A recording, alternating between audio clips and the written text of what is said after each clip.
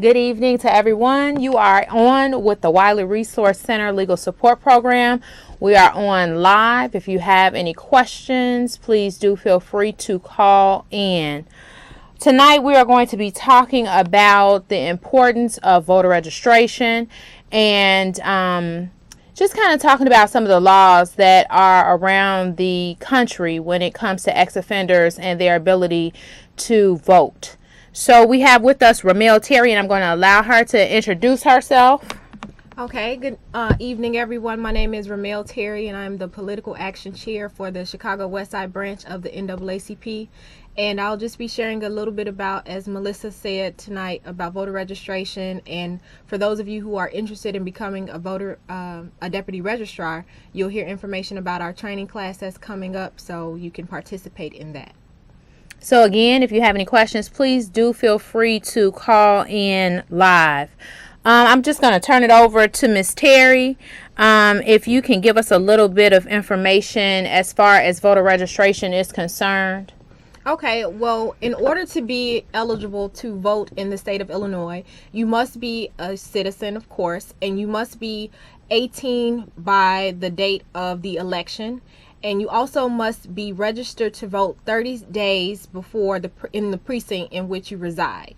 So those are really the basics of being able to vote in the state of Illinois. And did you want me to touch at all on the ex-offender piece, that you can be an ex-offender? Yeah, that's fine. Okay. And so as Melissa pointed out, she wanted to talk about the ex-offenders. And if you are in the state of Illinois, you are able to vote if you are an ex-offender, and we have something on the overhead of more information about voting and the different rules that allow you to vote in the state of Illinois. And so we just want to be clear on that and make sure people are aware that as long as you meet this criteria, you are eligible to vote, and ex-offenders in the state of Illinois can vote. Okay. Let's touch a little bit on where it says not being in prison or in jail serving time for a conviction.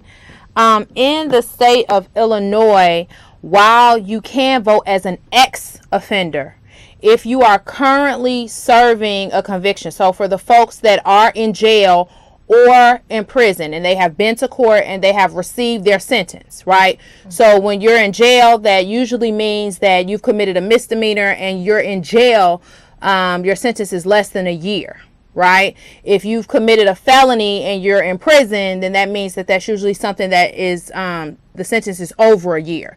So for those folks who are in jail or prison because they have been convicted, they have been to court, they have been sentenced, those are the folks that their voting rights are restricted at this particular time. However, after their sentence is completed and they are back out into the community, then they are eligible to register to vote and to vote in the election as well. The other thing is that's important is the bottom line is not only is it important for you to register to vote and for you to vote in the election, but also for you to register other people to vote and for you to spread the message about what the requirements are for voting in the state of Illinois. We had an article that we had circulated on today. Unfortunately, Mr. Kimbrough, who's our usual co-host, wasn't able to be with us on tonight. So, one of the articles was talking about the power that the ex-offender vote has in the United States. So, Ms. Terry, can you tell us, when it comes to the voting power of ex-offenders, what's going on around the country? If they were eligible to vote, how many folks will we be talking about that would be able to vote in an election? Well, easily, you can say hundreds of thousands of people would be able to vote. And we all know that in elections, you can lose by hundreds of votes, especially on the state level. Right now, we're moving into the general election, but in our state and local elections, our vote is very powerful, and people have lost races by the hundreds, by hundreds of votes. So, of course, if you have hundreds of thousands of ex-offenders who are now able to vote, you know that they have great power in their numbers, and of course they're going to elect people who support them. So if we have people that are in place right now who are not so lenient on folks trying to get their lives together after they serve their time, they now can replace them, because if you have 100 or so thousand ex-offenders voting, then that's easily an election won. So it's very important that those who, like you said, spread the word. Not only that, get involved in actually registering people to vote, because the way that you make it a success is where you meet people where they are. So if you're someone who, you're in your neighborhood and you just come in contact with a lot of people, that's an opportunity for you to register people to vote. It doesn't have to be something that's very formal where you have to be set up at a location or at a store or anything like that. If you want to, set up a table in your community and you just want to register people that are walking by, that's something that you can do. And there's strength in numbers, and it's very important that you not only register people to vote, but you also get out the vote. So that's another part of what we're hoping to do with the Westside NAACP, is not only get people registered to vote, we also want people at the polls, because if you're not exercising that right, then it serves no purpose. And believe me, voting is very important. If you read plenty of articles, there's a lot of voter suppression going on all across the country. So if it wasn't important, people would not be trying to take that right away. So what we're encouraging folks to do, I guess, a lot of times we think, well, for instance, and we're not advocating for one candidate over the other, but in a national election, the bottom line is where every vote is counting, especially with this November election that's coming up. And like you said, with the different voter suppression efforts that are out there, when you're talking about ex-offenders, we need to kind of get the word out to folks that we know around the country. We all have family members and we have friends that live in different states. So we know what our rules are in Illinois, but they might not know what the rules are where they live. So they need to inquire. One of the articles that we were reading, one of the things that it said as well is that some states allow folks to apply to get their right to vote back. So after they finish their sentence, whether it be prison time, jail time, probation, what have you, they have tried to apply and it's taken years. Some states have rules that say you have to wait 5 years in order to get your right to vote back. Some states won't allow it at all. Some states do it on a case-by-case basis. So if you have family members and friends that live in other states and they're not sure if they're going to be able to vote or not, they should try to contact the Board of Elections in the county where they live and find out what the rules are. The other thing is, even if they're denied, they still need to keep trying, right? If there's an opportunity to apply to get their voting rights back, they don't want to give up after that first time. You want to make sure that you have those rights so that you can elect the candidates that you need to have for your community. Let's talk about some of those other voter suppression efforts that you're talking about. So, we've talked about folks who are ex-offenders and their right to vote, but what about in other states? What's some of the other things that are going on in voter suppression? Well, they're really trying to make it harder for you to actually access the polls. We all know that for many of us, once you have registered to vote, and we talked about the going out to vote, you want that process to be easy as possible. But there are individuals who want to make that, complicated, because they know and believe that certain individuals will be easily discouraged. So they may say, oh, you know what? You need to have your ID, or you need to have your voter registration card, or you need to have, certain documents to show that you actually can vote there, versus just showing up, providing your voter registration card, or them looking you up on their rolls to see that, oh, okay, this individual is registered to vote in this precinct, and so here's your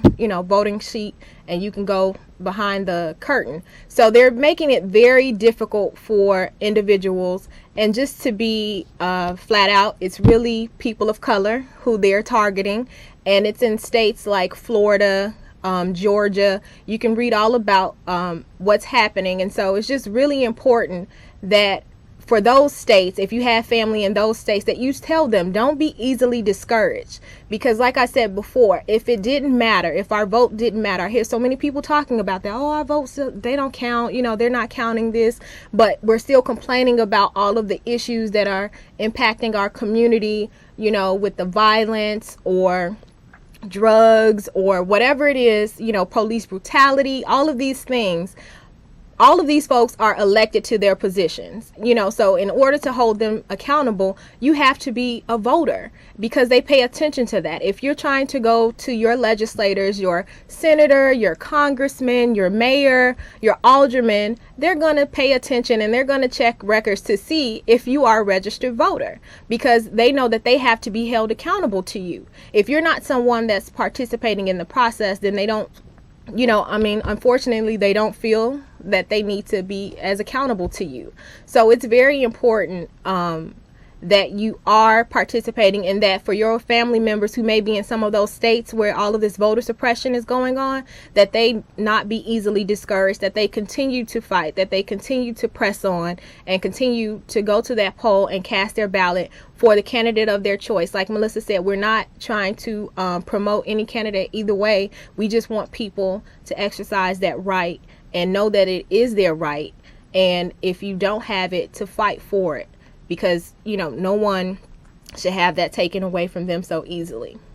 One of the things that we're dealing with, as you all know, those that have seen the show before, the Wiley Resource Center is actually a legal support program. So we help folks once a month with various legal issues. Most people come to us for the expungement, sealing, and pardon initiative that we have to help them with their criminal backgrounds and getting those cleared. One of the things that we're working on, the Wiley Resource Center is one of the organizations that's in favor of the sealing bill. The NAACP, not only the West Side branch, which Ms. Terry is from, but also, and I'm from too, I guess, but yes, also all around the state of Illinois, we have branches that are in support of the sealing bill. Right? So when we're talking about sealing rather than expungement, which destroys the record, sealing would mean that the general public would not be able to see a record. Right now, the sealing bill is currently called House Bill 5723. And since I have Ms. Terry with me and she works with us on the Criminal Justice Committee with the NAACP as well, I'm just going to keep it real. We are 13 votes down in the House. We took a straw vote at the end of last session. And if you know anything about the General Assembly, we'll talk a little bit about that. That's comprised of the Illinois House of Representatives as well as the Senate. Their session ended at the end of May. So right before they left, they took a vote to see how many people would support and vote for the sealing bill. In the House, we need 60 votes. We currently have 47, right? In order for this bill to pass out of the House, make it over to the Senate, where we're going to need 30 votes out of 60, okay? The bottom line is we're going to have to go to work, because there are not only Republicans who are all voting no to the sealing bill in Illinois, but there are also a number of Democrats who are doing so as well. So we've asked people to make phone calls to their state representatives in order to ask them to vote for the sealing bill. But again, like I told you a couple of seconds ago, I'm going to keep it real. If we don't make those phone calls, if we don't visit those offices, if we don't send those emails, this bill is going to die. That's the reality. And I agree with Melissa. And though we are here in Chicago, as many of you already know, it's important. We all have family, in Aurora, in Peoria, in Rockford, DeKalb. We know a lot of people in a lot of different places across the state of Illinois. We have a lot of people in Springfield.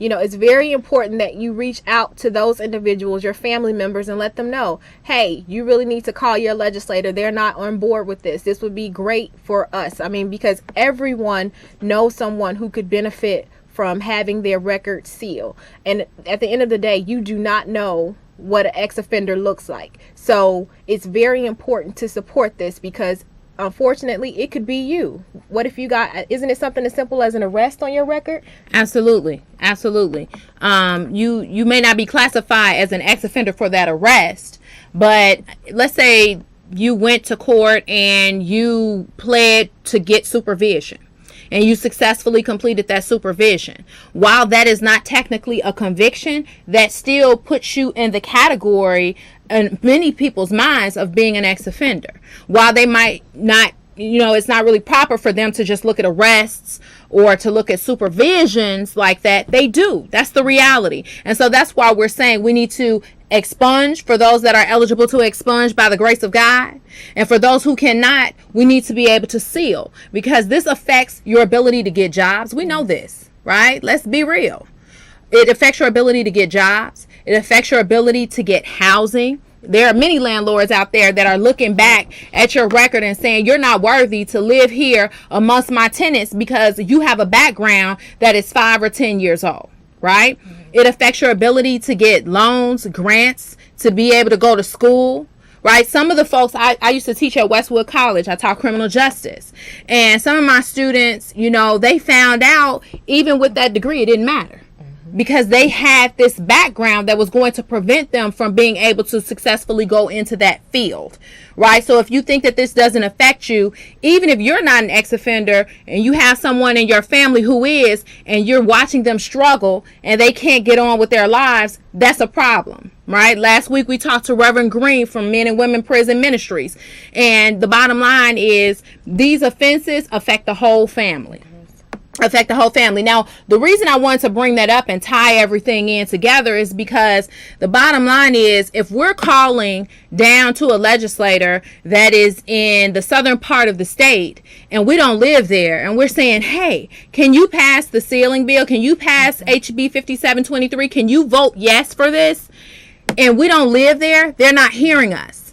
They want to hear from the voters that are in their area. That is the power of your vote in your area. And it goes for anything that's important to you, right? You have, like, the sponsor of our bill for HB 5723 is State Representative LaShawn Ford, right? People that live in his district, he wants to hear from the people that live in his district, right? It's great for somebody from downstate to call, but he needs to hear from the people that actually vote for him. And so that's why we're telling you, you got to pay attention. It's not just about Barack Obama versus Mitt Romney, right? It's also about your state representatives, your state senators, your congressmen, your federal senator from the state of Illinois, right? It's about the aldermen, the infamous aldermen that everybody's always talking about. You need to be educated in, voting. Right? Let's talk a little bit more about political action. What are some of the other things that the Political Action Committee does with the NAACP? Well, we try to do a lot of voter education. So if you are someone who is interested in learning more about the political process, like what is voting 101, basically, what is this all about? What is the Voters Act? Why should I vote for a particular person? How do I get myself educated on a particular candidate? And so that's also something that we do. We host candidate forums to try to educate the community so they have an opportunity to learn who these individuals are that are vying for their vote, and also ask them those tough questions or those need to know questions that concern them. What are the issues? How will this person support my community? Why should I vote for you? What is your long-standing record? Before you went for this office, what type of work did you do in the community before now? It's very important to know those things and get to know those candidates. And also, it's very important for you to know about the process, because guess what? You can work to groom your own candidate. You don't necessarily have to vote for who's out there. If you know someone, you guys can work together and put that person into office if you feel that they would best represent, your values, your issues, and serve your community. So that's a lot of what the Political Action Committee tries to do: educate people on the voting process, get them involved in the voting process, and get them educated on the candidates so that they can hold them accountable later. So understand, what does the Water Reclamation Commissioner, what is their role? What do they do? What are all these judges? Who are these appellate judges? Who are these, Supreme Court judges? What are their roles? What are their records? So it's very important to know who all of these individuals are, because at one point, no matter what it is, whether it's traffic court, child support court, divorce court, criminal court, someone will, if you, unfortunately, with this housing crisis that we're facing, you're probably stood in front of a judge about your foreclosure on your home. So guess what? You vote all of those individuals, or not vote if you're not participating in that process, those individuals in office. So how did you feel? Did they treat you fairly? Well, guess what? You can hold them accountable on election day. So those are things that the Political Action Committee likes to do with our constituents in the community is get them educated, get them involved, and make sure that they're at the polls voting. You know, one of the things that we've been talking about as well is if you have an idea for a piece of legislation, be it an ordinance for the city council, or be it you want to see a certain law passed at the state level or even for the federal level. We were talking about having some meetings so that you can come in and you can talk to your legislators about some of your ideas that you have for legislation. So, you know, that's another thing that we would like to see people get involved with the process, not just as, hey, you should come out and vote. You know, I know it kind of sounds cliche, and to be honest with you, it sounds kind of corny a lot of times to hear people constantly saying, hey, you should come out and vote. But these are the reasons why you need to come out and vote, because these are the people. If someone lives in our community, because I'm from Lawndale, I live in Garfield Park right now. Miss Terry lives in Lawndale, right? So we actually live in the community. And if they are running for an office, particularly for a state senator or a state representative, and they don't know what House Bill 5723 is, they don't know what the ceiling bill is, that's a problem. Right? And there are certain other pieces of legislation concerning education, concerning minimum wage laws, right? One of the groups that we work with is Action Now. Yeah. Action Now is pushing to increase the minimum wage. If those folks don't know what that law is, or what that proposal is for a law, if they don't know about those bills, we need to question whether we need to go and vote for them or not. So we're saying, educate yourself, right? Don't just take what people say at face value. Hey, just come out and vote for a candidate because they're from the neighborhood, or we went to school together, or they're black and we're black, right? We've got to figure out who people are, because not figuring out who folks are and what they stand for has gotten our communities into a lot of trouble. You know, at this point, what we want to do, we want to tell you about tomorrow's Deputy Voter Registrar class, and we want to tell you what a Deputy Voter Registrar is. So I'm going to turn that over to Miss Terry as well. So yes, we are having a Deputy Registrar training on tomorrow, July 31st. And I believe Melissa is going to put that up on the screen for you. And it's going to be at 6:30 p.m. at United for Better Living, 4540 West Washington Boulevard. And basically what a deputy registrar, getting my words jumbled, registrar is an individual who can go out to register people to vote. And so what that means, once a deputy turns in their registration forms to Cook County, that individual is automatically registered to vote. Whereas you can do a motor voter registration form, however, it takes quite a bit of time for them to verify that this information is correct and this individual is who they say they are. But if you go right to a deputy registrar, that information is turned into the Cook County Board of Elections, and you will be registered to vote. And you, even if you haven't received your card, because you did that process with a trained deputy registrar, you will be registered to vote. So it's very important that if you are interested and you come in contact with a lot of people, if you are around a lot of youth who you know will be 18 before the November election, please sign up. Please come out to sign up. It's a very short training. It's about maybe an hour long, so it's not that much time out of your day. And remember, like I said, it doesn't need to be in a formal setting. You can, register if you're in the line at the bank and you notice, I don't know, maybe voter registration comes up. You can register that individual to vote. And so it's just really important to get engaged, get involved, educate yourself on the issues and be able to share information with others. So that's why I'm here today, because not only do I do the voter registration piece, I can also talk to people about the Illinois ceiling bill and make that connection with ex-offenders and why it's important to vote, because I'm sure they find it very important to vote, since some of them feel that their rights were trampled on. And so the way to hold those individuals accountable is by voting. And so we're encouraging folks who are ex-offenders to come out to the training as well. Because remember, in Illinois, you can not only vote, but you can register other folks to vote as well. So please do come out to the training so that you can become an official deputy voter registrar. One more overhead for you, and it's the information for the Wiley Resource Center. If you are out there in TV land and you need any type of legal assistance, or you want specifically assistance with expungement, sealings, and pardons, please give us a call at the information line or check the website, and you can get all of the details in order to join us at our next session. Thank you for being with us tonight. Have a good evening.